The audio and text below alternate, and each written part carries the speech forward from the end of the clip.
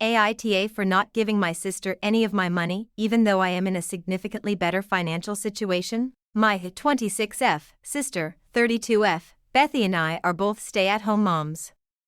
I have 1F twins. She has 3 sons, 6M, 4M, and 2M. My husband, Michael, is a master plumber who makes excellent money. He owns his own business, and I couldn't be prouder of him. I used to be a librarian. I have my MLS and bachelor's in education.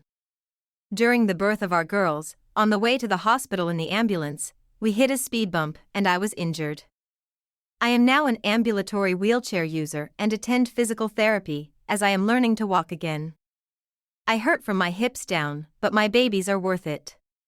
We decided I would be a SOM after my first surgery, and my husband gives me $3,000 per month to use how I want to. As payment for being such a good mom, we are extraordinarily blessed financially, and I'm happy being able to see my girls growing up. Bethy's husband, Jackson, is an elementary school teacher, but teaching doesn't pay much in our state. Bethy has been a SOM for the entirety of her marriage and is used to having to scrimp and save for things. She asked me out for coffee recently and I accepted. I was chatting with her when I mentioned that our girls would start baby swim classes soon. I was happy the pool was wheelchair accessible.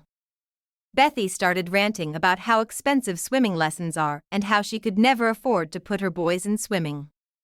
I said I was also excited about playgroup this week, as I had been nervous to go the first time we had gone because none of the other moms and dads in the group used mobility aids.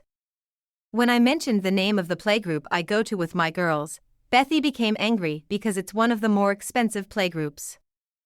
She was angry because I knew money was tight, and I didn't even think to invite her and Jackson's son because then she wouldn't have to pay for daycare.